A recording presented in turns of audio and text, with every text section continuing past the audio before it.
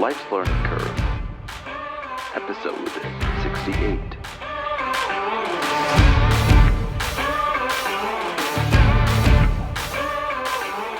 Exactly. Hi again, everybody. This is Life's Learning Curve, the podcast. I'm tech guy and documentary producer, educator, Paul Hart. Hey, tell me a story. Podcast. We're glad you're here with us today. Life's Learning Curve is a podcast all about storytelling as a vehicle to find a better us. You know, those stories that when you think about them Storytelling. happening a while ago, a few years later, you say to yourself, oh yeah, that must be why I'm doing this or that, or that's what made me head down that particular road in life. Hey, life's pretty unpredictable. You might as well sit back and enjoy it. I'm glad you're here with us today because we've got quite a treat for you. Our guest is Tonge Productions Incorporated owner-producer Bob Tonge. Now here's a guy that values learning so much that his life took him from a passionate on-the-air broadcaster, usually in radio, to being a much sought-after producer of video and media production. Bob's life of adventure and career challenges unfolds for us today here on the show. So let's get to it. Sebastian. Here we go. Life's Learning Curve. I'm Paul Hart. Episode, A Respectful Close-Up with guest Bob Tonge. Stand by. Exactly. Well, as I said in the open, Tonge Productions Incorporated, is that right? That is correct. That's correct. Has been in broadcast and corporate communications for over 20 years. And today, as I said, we're here with the man himself, Bob Tonge. I know Bob. I went to high school with him. Yes, How you doing? We used to play in a band together, man. We did. Name of the band? Loch Ness Expedition. Loch Ness Expedition. Don't ask questions, Yeah, as you said before. that was great. I didn't come up with a name. Now, how old were we when that was happening? I don't know, sophomores? Music was great around that time, don't you Right. think? No, we were playing like Chicago and Spirit and Edgar Winter? Edgar Winter. And, yeah, right. Yeah. Give It Everything You Got. That's a great tune. Oh, I love that song. Yeah. Still like it. It's on my playlist. And I remember playing a show at Larson Junior High, where I went to school. Big stuff for back then, right? And people were throwing cookies at us. That was great. We were rock stars. That was probably... We were on the stage under the lights. We were rock stars. That's right. It was exciting because we were trying to do something, speaking as if for us, but we were trying to do something different. And as I recall, our mutual friend, more your friend of mine, Dave Swanson, Right. he was a huge fan of trumpet bands like Chicago. He always was working to start a band or trying to get something going. And I remember there was a band prior to this where Dave and I'm not sure, maybe you were there. Were you there? And I was playing drums. I remember doing stuff in Dave's mom's house. Yeah. That was We'll call it music when you say stuff. a complete train wreck, if I recall. Well, we've all been through that before. Yes. The train wreck bands.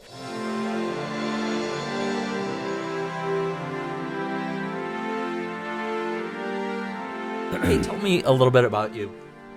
I'm the son of British immigrants. I have a brother and sister that were born in England. I was the first born in the United States. Mm-hmm. The deal always was I was the only one who could be president because I was born here. Yeah, that's right. And so all my relatives were in England, so I grew up in the cocoon of mom and dad and brother and sister. In the Midwest. Yeah. Right here in Elgin. My mom and dad threw all their stuff in trunks, and I actually have one of the trunks in my basement. Yeah. Put it on a boat and came to the U.S., which I find incredible to have the courage to Yeah, right. pack up your life and go to a different country. So what were they challenged by culturally? Not a lot. That's an interesting It'd be question. funny if you said the language. Yeah, well, Yeah. But yeah. definitely the language. So when you say the language, when I was dating my wife, she couldn't understand my mom and dad. Oh, really? They were speaking English. Yes. Of course, they have Yeah. extreme British accents, and I grew up around that. And Yeah. she was like, "What was that?" Yeah. And of course, the vernacular, the slang, and stuff like that. And so yeah, the language. But my mom and dad found a a British community in Elgin, and I grew up in that British community. So we talked before about high school. You and I had gone to the same high school together, and I have to tell you something.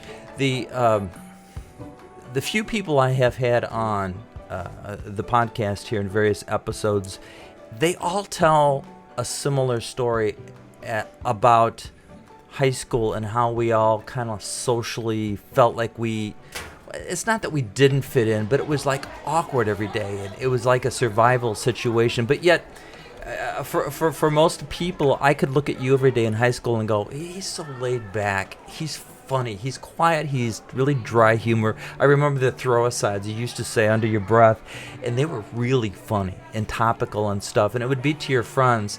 And that was my recollection of you, just this really funny guy and everybody would break up laughing when you said something. Back then, nobody knew who they really were. Yeah. And we're trying to figure out what was going on, and you gravitated to people that accepted you. Yeah. So, thus the cliques. Yeah, you had a good group of friends. Oh, no, I had a great group of friends. Yeah. And I'm still friends with a number of them today. They help you. Yeah. They accept you and all your little eccentricities. Exactly. It was like our own Wonder Years episode that lasted 3 years in high school. It was right. just- And thank God back then it was only 3 years, not 4. Not 4, right? Well, see, I thought you were surviving it fine, and everybody else was surviving it fine. I just thought it was me who was all like bunged up. No, like, we were this all like red. that. We were all like that. Did you know? Because I didn't. No, I know, didn't yeah. know anybody else like that. I thought I was the only one. I thought I was the only one. I was the only one who was crazy. Not crazy, but Yeah. you know. But I don't know what to wear. Yeah, and Well, see, my parents being immigrants, yeah, I wasn't allowed to wear jeans to school, okay. and everybody's wearing jeans, and I was like, so I'm like the guy has to wear like dress pants. Yeah. So that was a cultural thing, and I'm like, because I wasn't aware of that. no, you can't do that going to school. I mean, You wear proper clothes. right, exactly. And back, where my parents came from, they wore uniforms. Uniforms, yeah. So I was like, well, you're not wearing Yeah. jeans. And I remember spending the night at a friend's house Yeah. and then going to school like on a Friday and wore jeans. Yeah. Yeah, right. Like, Where are your friends, Jason? like, oh, yeah, I took my jeans over. I'm going to wear jeans, man. It's going to be great, right? In the hallway looking around. Yeah. Look at me wearing jeans, man. How did you feel they supported you? Whatever I wanted to do was cool. Yeah. So, But the only thing they did originally, when the band instruments come, yeah.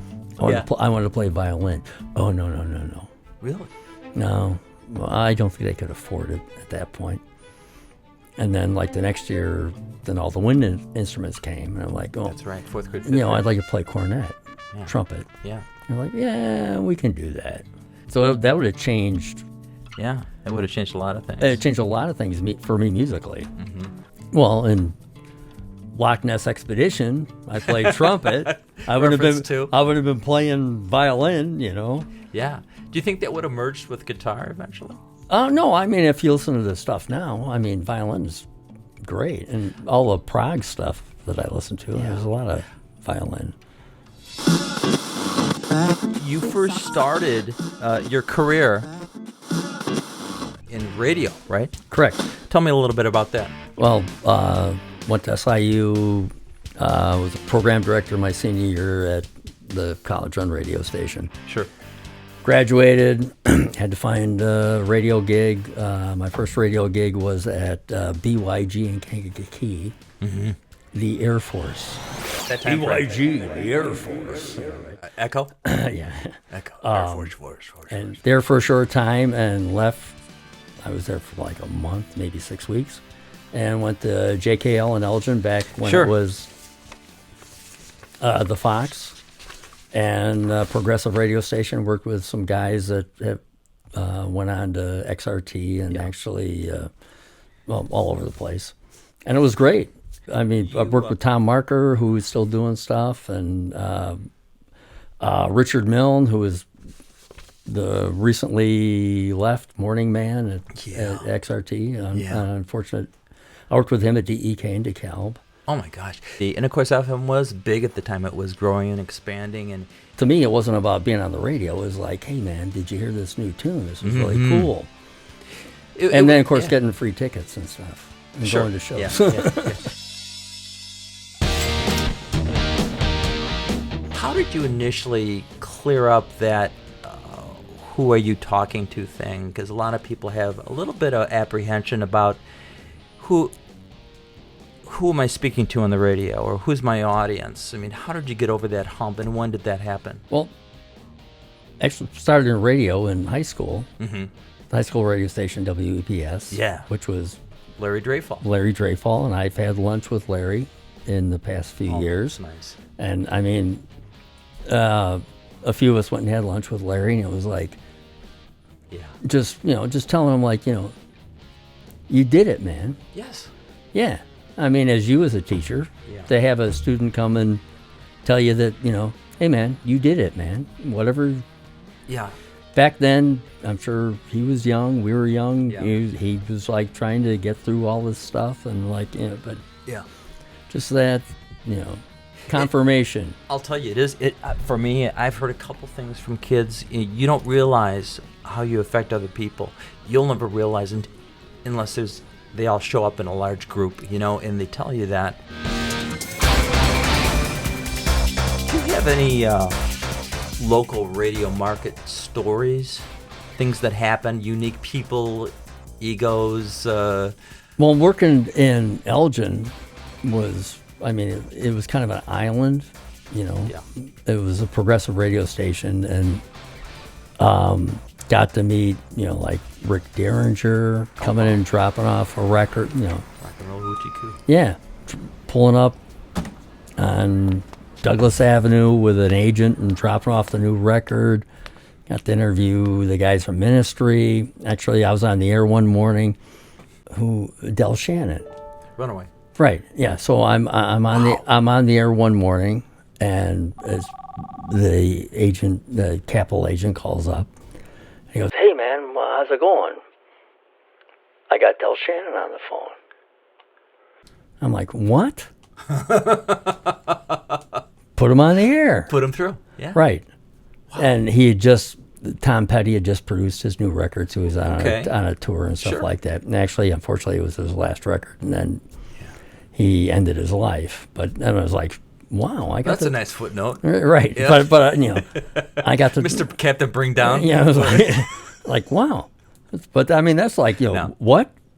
Del Shannon? Yeah. Hell. It's a legend. Yeah, right. Yeah, he goes back before us, Runaway. So, yeah. Right. Wrote Runaway. So what's the instrument in the solo in that? Is that an organ? Yes, I think it is an organ. Because it's pre-synthesizer days in the 50s. Or yeah, right. So you moved from audio to video, right? I think you were audio when you worked for... New Orient. Yeah, New Orient. Yeah, when it was open. What, you have anything from there? Any stories from there? Yeah, there was what happened there? There's great stuff. Actually, good. When I got hired at New Orient, which is Emmett's. Yeah, which is Emmett's, yeah. Where we met. Yeah, right. Got hired to be the audio guy because my radio career had kind of fizzled. I was at JKL, went to DEK in DeKalb. Yeah. That was a format change. Yeah. Suddenly, it was a... What year was that? Early 80s. I was working there. It was kind of a progressive radio station. Sure. That went to like pop radio. I tried to hang on there, and people were like, "Really, you can't work here? Get the hell out." Check. And then I ended up at New Orient, that was doing back then slideshows. Yeah. And I ran their audio room. Yeah. And they did have a video guy, and the video guy left, and suddenly I was the video guy. Well, you went to school for video, so you're the video guy now. Right there. Is that where it changed from audio to video? Right there? No, right there. Yeah. You're the video guy now, so figure that out and figure out how to use your cameras and do the editing and all that stuff. And you're like, all right. So I did. Yeah. And it turned into a career. And thank goodness, because it's been very good for you. As Yeah. far as I see it, it's been very good for you. right. Yeah. But there were other avenues in radio where I was working at a nightclub in Rosemont, Bentley's. I was a club DJ and Yeah. working at DEK at the same time. Yeah. And I was that close to getting hired Yeah. downtown, and they went the other way. And had I got that job, I That would have probably taken you different. that would take me a different difference. So I You mean, wouldn't be here probably. I mean, Right. what I mean is you wouldn't be sitting no, here. right? Yeah. And I wouldn't be living where I'm living. Yeah. Wife, same thing. Yeah. Right, everything would be different. You got to keep prodding and learning and Learning. and, yeah. and figuring out how. Okay, now this is what happened. Well, how do I deal with that? What was your largest roadblock when you knew you were going to get this video gig at New Orient? Was it how fast am I going to learn this, or can I do it, or did you have a mentor? Did you have a reference? No, there was no at that point. There was no mentors. nobody. It was just like So were you up for a week thinking about it? yeah, trying to. Well, I got to figure out how to use cameras. I got to figure out how to edit. Well, it's not simple stuff. And back then it was Yeah. tape to tape. It's not like Yeah. what we do now. Yeah. Right. So Certain challenge Crazy. to both, but the agreed. tape was a lesson in patience. no, exactly. Yeah. Believe me, my wife doesn't understand. She. Yeah. Why are you so patient in what you do, and Because I had to go through pre-rolls. you're not patient at home? Yeah. Because I'm so patient at work. That's why. A lesson in patience, at least for me, for back when it was tape to tape, and then when I went to adding that second deck, the B-roll deck, Right. and putting all that together, that was a whole nother thing. Because you're working with numbers and timings, and it's good to know, but it's worthless now. No, back then those were Necessary. $1 million Yeah. edit suites, and now I do all that stuff on my laptop, Yeah. Yeah. which is crazy. I mean, I know we're old, Well, we've been through some things. That's all. but we went, But when aren't you we grew glad? up, we didn't have cell phones. No. And when I initially started working for myself, I had a pager because there were no cell phones. So you get the page like, well, I got to find a Phone. I got to find a phone. I better have some quarters. Hey, how you doing? What's going on? Yeah, I'm available. I can do that. Yeah, right. You were the head video guy at a horse amusement park? So I went out to this place that was like a horse amusement park. And initially I thought, wow, this could be interesting. And I thought Yeah.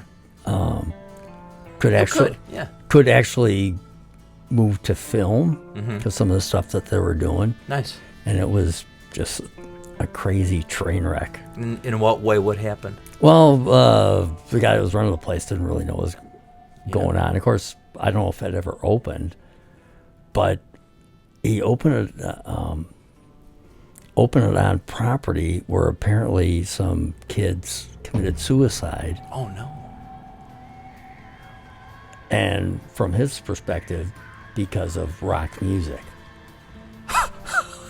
Okay. And I realized at that point, well, this is this isn't going to work. Yeah.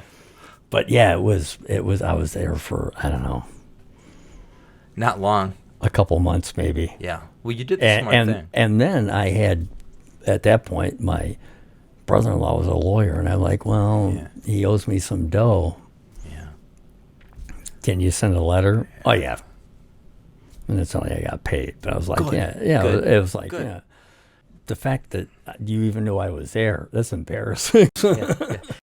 But it wouldn't be embarrassing if this gentleman hadn't been such a tool. If he hadn't been such No, he was not nice. a tyrant to people. The word was out. He was looking for a video guy to work his property, and so it got back to me. And then I had found out that Bob Tonge had been out there and didn't necessarily find it to his liking. And I thought, well, I know Bob Tonge, and he's not going to run away from any kind of a challenge.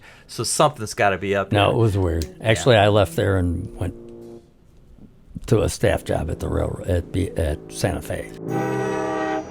So this was the beginning of the end. of radio for you? You took a staff job doing video work? Yes. So I was working in radio. Kept getting fired. You know, I worked at JKL. It was great. Did they have a format change or something? They had a format change. Yeah. Actually, the progressive format, I was the last one on the air. They fired me on the air. On the air? On the air. Got some good news and some bad news. There was a jock meeting. Yeah. All the DJs came out. It was like, we're done. And then the owner came in and said, this is it. Don't say anything. Can't say anything on the air. So I just started rolling tape to try to get a demo thing going, right? So I could leave with some tape and cut a demo and try to get another gig. And at midnight, it went to automation. Automation. And, you know. It was cheaper. Right. No, But not personal. right. No DJs, No. just. Taking away personality radio, which is what kind of we expect in the Chicago area. Right. No, I mean, the whole thing about, when I got into radio, the whole thing was about, you mentioned earlier, I'm talking to one person. I'm envisioning one person in their kitchen, wherever they are, in their car or anything. I'm talking to one person. And the fact that I was not really a public person, but I could go to a room and talk like we're doing right now. Right, yeah. To one person. And that's what radio's about. I'm serious about that. Making that connection. Talking to one person. And I bet you every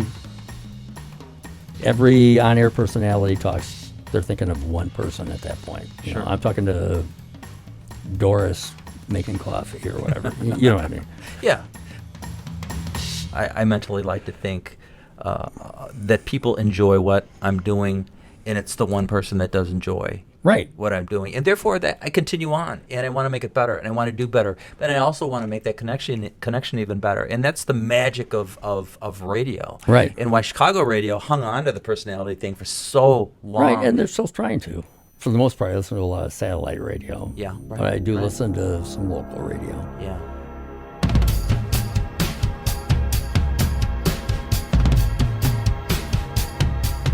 You were telling me about a project you and your wife put together during COVID, and you're very humble about the work you do, which is interesting. And tell me a little bit about that project. You know, COVID happened. Needed something to do.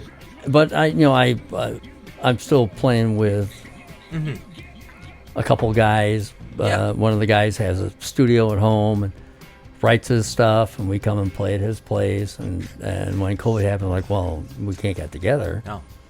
So we were sending tracks back and forth. So I was like, well, why can't I do something? Yeah. So, literally days upon days of nothing to do. Work came back. Sure. Remotely. Yeah, it did. For me. In stages. Right. Like I had a lot of editing, but I wasn't shooting anything. But initially it was like, okay, so what are we going to do? Like, so I came up with this thing and... Yeah. Right. No, didn't it start with a sampling that a friend of yours sent you? Oh, no, actually I saw it online, and it was some minister saying... Well, that's what was sampled. That's right. Yeah. Okay. Yeah. So you took out what you needed to take out to make it so it would... So it wasn't COVID-oriented. Right. And it was great for my wife and I to create together. So after high school, you were in a few bands. You play keyboards, correct?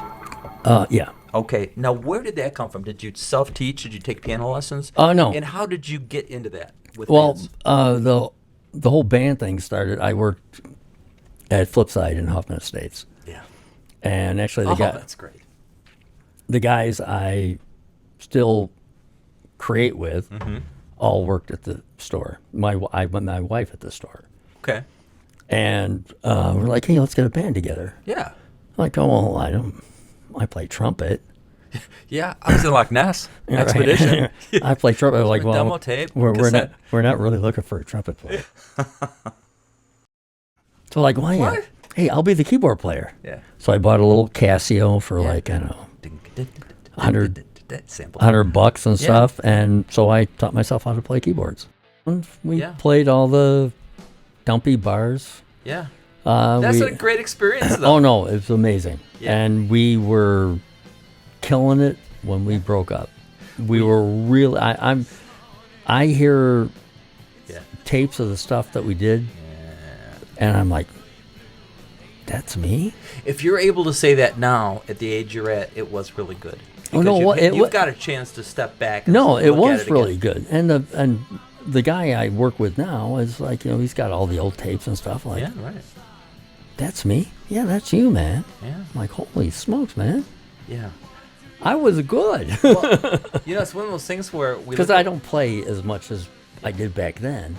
Sure. I mean, I was playing, we were rehearsing 2 nights a week, playing weekends. I was playing continuously. And no, I don't play that much anymore. I'm British. Yeah. You're never as good as you think you are, because that's the way we think. Yeah. I'm serious about that. I mean, all the Brits are like, well, thank you, but it wasn't that good. That's interesting. And that's the way I was brought up. Yeah. You are continuously humble. But you are very good at what you do Well, with your job, and so well, thank you, but if you weren't, you wouldn't be getting the gigs that you get. but these you days. can always be better. Yeah, that's what gets me out of bed every day. Right. And like I said before, you have to learn something every day. Yeah, absolutely. And if you don't, there's no place to go. Yeah, there were some changes in video editing software. No, but Final Cut, I mean that's what I was cutting at. Yeah, And suddenly, I endorsed you for that. okay, fine, done. What? Oh yeah. And Adobe's like, well, Hello.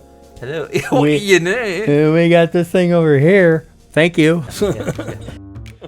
That was a decision for me to am I going to wait this out? Am I going to switch on over?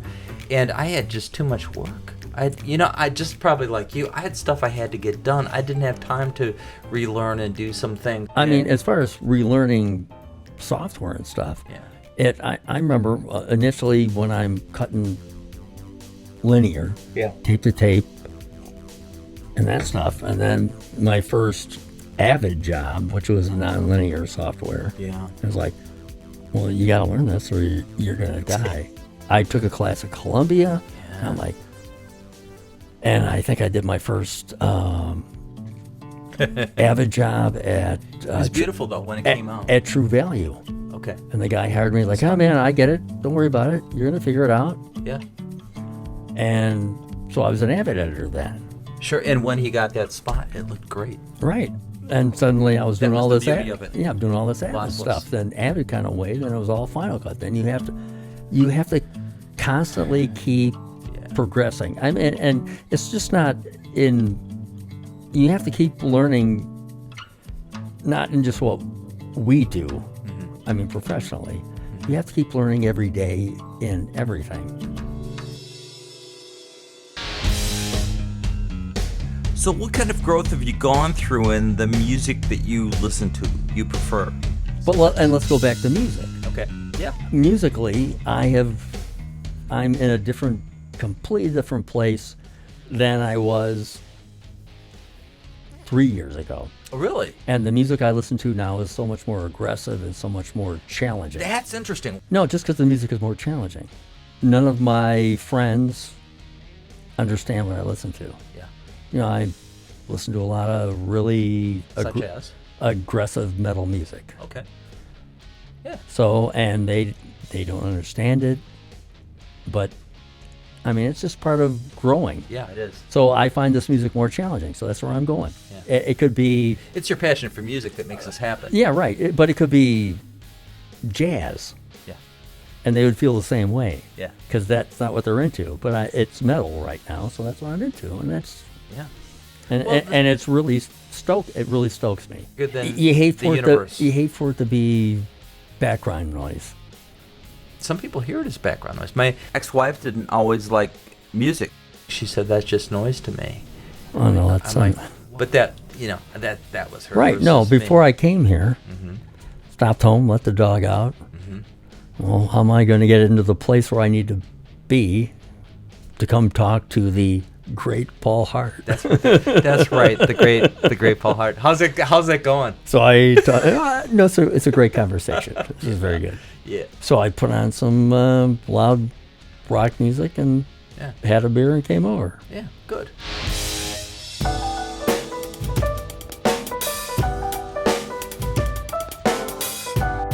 I was reading some of your online content today about your business and that type of thing. And obviously there's been changes over the years as to what we do, and you're really good. You offer a full service pretty much to people that want something produced.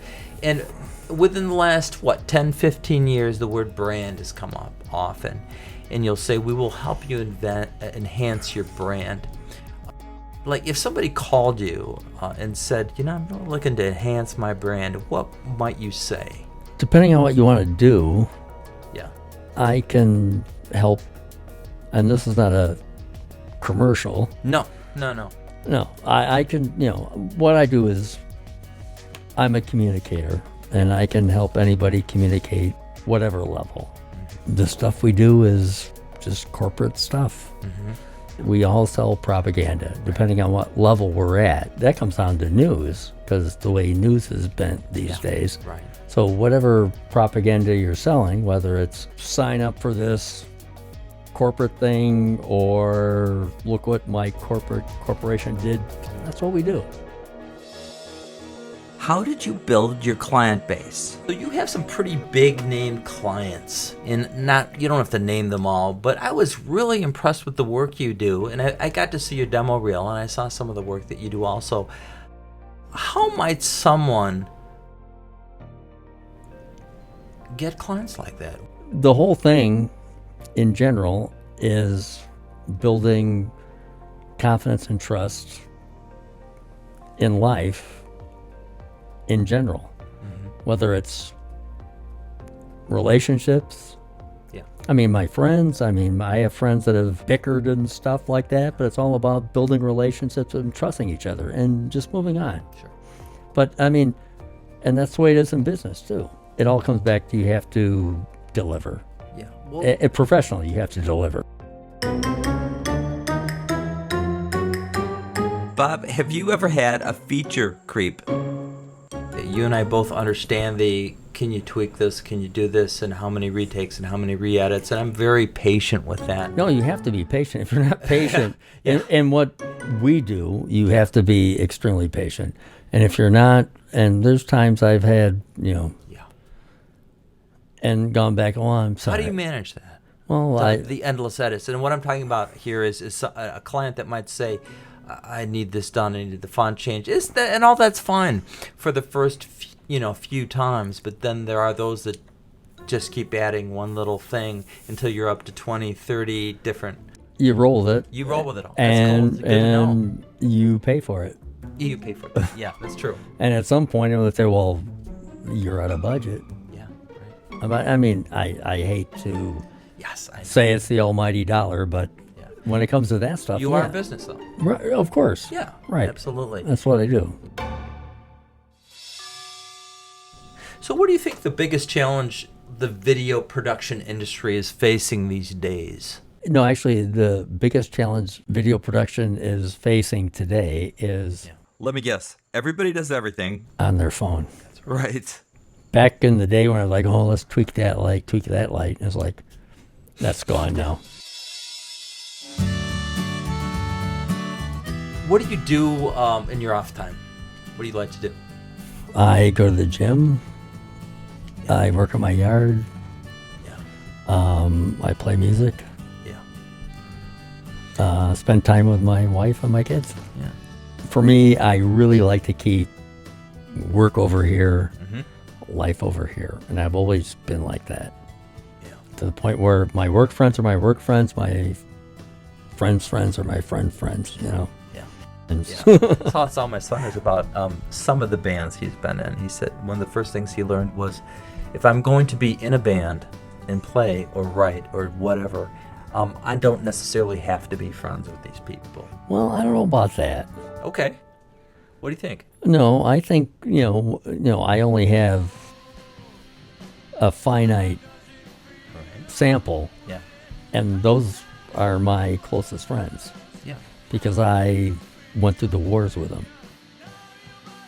I wrote songs with those people. I played bars with those. That's a good group of people. No, we can clear this room in like a song, right? Okay, yeah, right on. Right? Yeah.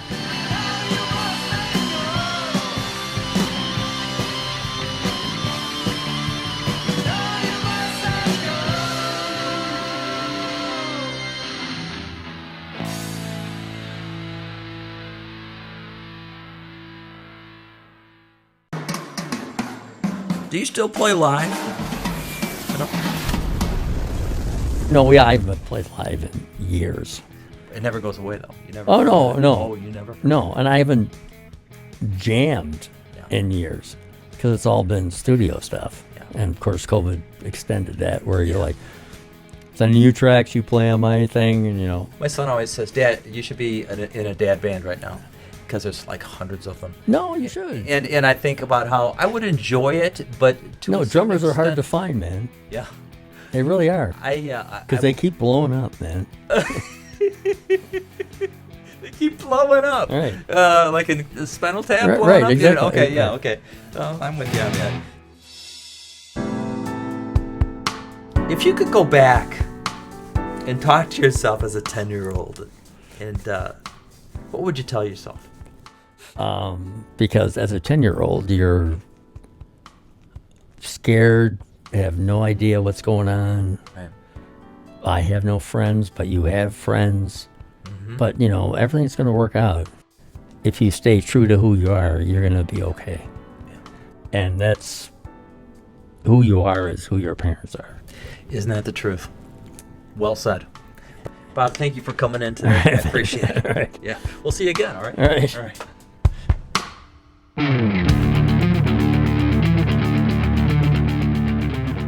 Bob Tonge has never lost his passion for music, and that is telling in itself. He continues to move and change with the times. He is youth at any age. Regardless of his age, he's youth. He thinks like that. But just why has Bob been so successful in his career? Why was he able to challenge himself to learn a new massively challenging skill set and move from on-air personality to owner-producer of a professional media company? Author and successful business coach Brian Tracy once said, quote, "Those people who develop the ability to continuously acquire new and better forms of knowledge that they can apply to their work and to their lives, those people, they will be the movers and the shakers in our society for the indefinite future." That's Bob Tonge. Glad to have him as our guest today. For Life's Learning Curve, I'm Paul Hart. Subscribe to Life's Learning Curve at lifeslearningcurve.org and leave a review on Apple Podcasts, Stitcher, or Podchaser.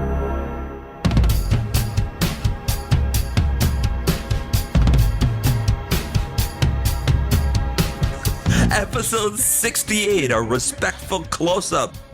Guest Bob Tonge of Life's Learning Curve podcast was put together by producer Sebastian T. Dog, producer Paul Hart, technical director today Dave Page, editor Paul Richards, audio and sound Riley Hart, production manager Bob Swanson, studio equipment manager Don Compton. Please find us on Facebook and listen to us just about everywhere podcasts are heard. Find Tongo Productions at vimeo.com/Tongo Productions. Closing music for today's show, A Mile from Moses by Robert and Carrie Tonge. Visit our website, lifeslearningcurve.org, and subscribe, read a blog, or shoot us an email. We're always glad to hear from you. This episode has imaginative voice recreations. To protect the privacy of others, some names have been changed and characters conflated. Episode 68, a respectful close-up. Guest Bob Tonge. I'm Paul Hart, and we will be back soon with more from Life's Learning Curve.